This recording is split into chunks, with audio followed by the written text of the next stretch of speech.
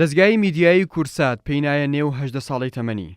پاش چەندین ساڵ لە کارکردن، ئێستا ئەم دەزگای لە نێو دەیان دامەزرای میدیای کوردیدا یەکێکە لە پڕبینەرترین هۆکارەکانی ڕاگەیاندن لە هەرێمی کوردستان. سەرەتا کەناڵی کورسات وەک ئەزموونێکی سەرکەوتوو لە 1 کانونی دووەمی ساڵی 2000دا دەستی بە پەخش کردو لەلایەن سەرۆک مامجەلالەوە دەستگاکە کرایەوە.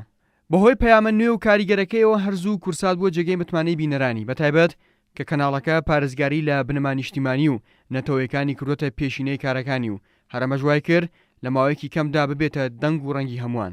ئێستا دەزگای میدیای کورسات لە ڕێگەی 2 کەناڵی ئاسمانی و 2 رادیۆ و 2 وێبسایتەوە ڕۆژانە هەواڵ و زانیاری و بابەتە میدیایەکانی دەگەیەنێتە زیاتر لە 40 میلیۆن کوردە سەرتاسەری جیهان. دەزگای میدیای کورسات لەگەڵ هاتنی ساڵی نوێدا پێدەنێتە نێو 18 ساڵی تەمەنیەوە.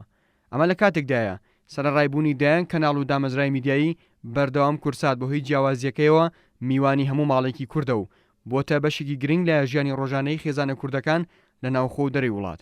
ئێستا کەناڵی کورسات خاوەنی دایان پرۆگرامە و ڕۆژانە لە ڕێگەی دەیان بابەتی گرنگی میدیایی و خزمەت بە بینەرەکانی دەکات و لە دیارترین ئەو بەرنامانەن کە جێگەی خۆیان لە دڵی هەموو کوردێکدا کردووەتەوە و سادە دوای ساتیش تا دێت شاشە ڕەنگینەکەی کورسات دەبێتە دەنگ و ڕەنگی هەمووان. لەگەڵ تێپەڕبوونی کاتدا دەزگای میدیای کورسات بەردەوام لە فراوانبووندایە و لە مانگی ئازاری ساڵی 2014 کەناڵی کورسات نیوز کە تایبەتە بە هەواڵ و سیاسەت و بابەتە میدیایی گەرمەکان بووە داهێنانێکی تری دەزگای میدیای کورسات. ئێستا کورسات نیوز سەرڕای کەمی تەمەنی بۆتە سەرچاوێکی گرنگی میدیایی و ڕۆژانە بە زمانێکی پارا و زۆرترین زانیاری لە سەرچاوی دروست و باوەڕپێکراوە دەگەێنێتە بینەرانی.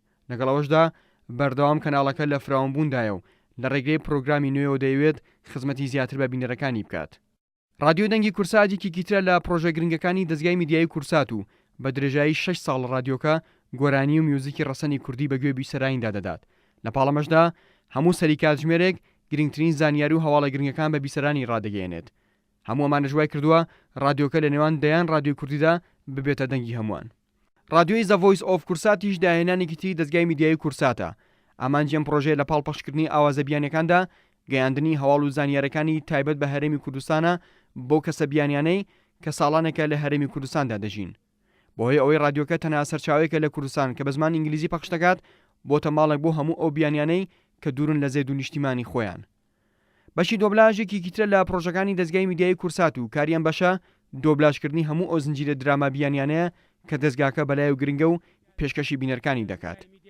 بە درێژایی چەند ساڵی ڕابردووش بە کوالەتێکی بەرز و بە زمانێکی پارا و دەیان درامای بیانی وەرگراوتە سەر زمانی کوردی و بەشێکی زۆری ئەو درامایانە دەنگدانەوەیکی زۆری بەدوای خۆی داهێناوە و بۆتە جێگەی سەرنجی زۆربەی بینەرانی کوردە ناوخۆ و دەرەوەی وڵات.